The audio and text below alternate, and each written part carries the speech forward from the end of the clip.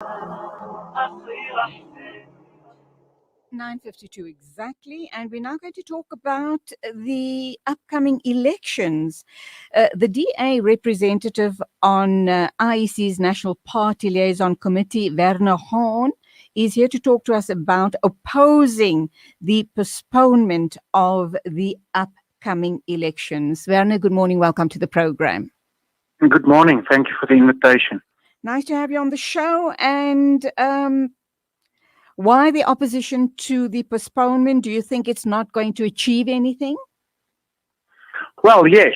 We firstly oppose the application for the postponement because, in our view, our constitution makes it quite clear that the regularity of the elections and the constitutional demand to have this year's elections by the 1st of November is more or less cast in stone from a constitutional perspective, and with good reason.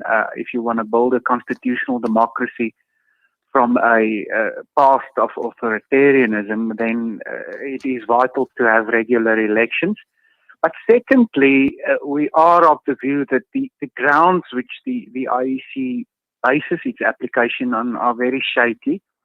It has based its application on the advice of Judge Moseneke, which said that a safe election is not possible in October, while a safe election is possible in February. And in our view, unfortunately, that report from Judge Moseneke placed reliance on certain parts of the scientific advice he received during his oral hearings while ignoring other vital components of the advice he received, which to our mind indicates that to borrow the words from Professor Karim, we might not sit with a more certainty and more knowledge about a likely lull in the infection rate than we know is likely for October, whilst February is cast in all sorts of uncertainties around the trajectory of the virus. So which political parties actually opposed this or asked for the postponement? And what are their reasons? Is it about not being able to go and promote themselves, promote their parties? What's it all about? Yeah, look, I mean, they must speak for themselves. What I can say is that the EFF, the IFP and the UDM has been very vocal in advocating for a postponement. I know the EFF has joined the court proceedings and are asking the court even to postpone the elections up to May next year.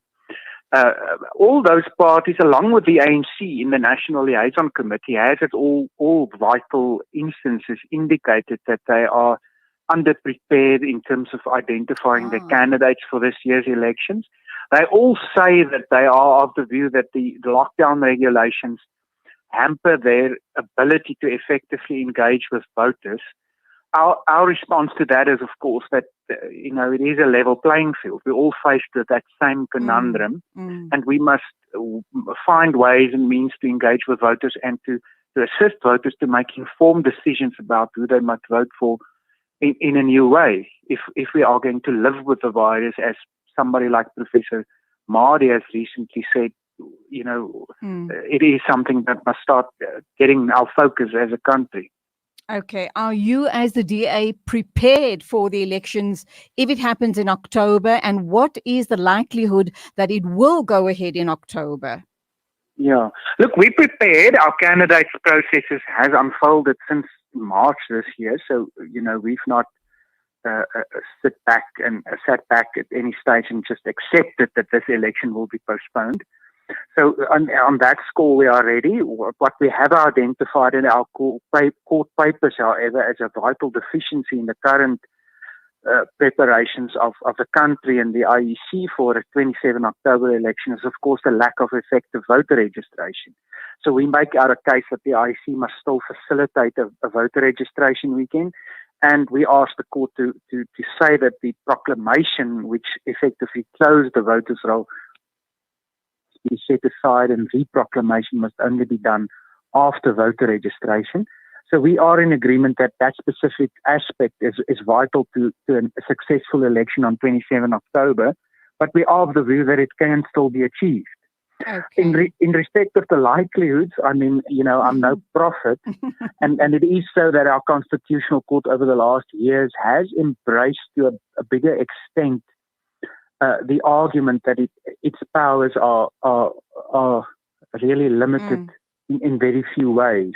So it might be that the Constitutional Court ultimately looks at all things, decides that it does have the power to facilitate a once-off short-term postponement and grant the order. In our view, that would be unfortunate, both from a constitutional perspective and also from a perspective of the court, which should be careful, given the fact that it's the ultimate protector and interpreter of our Constitution. So the court, in our view, should be very careful not to give an order which ultimately is tantamount to a constitutional amendment, which is, of course, the power to do that, which is reserved for Parliament. Okay, the 27th of October is about 2 months away. Clearly, if the other parties have not prepared adequately, they might not be ready. That being said, how soon are we, the general public, going to hear where the elections are taking place on the 27th of October, or it's been postponed?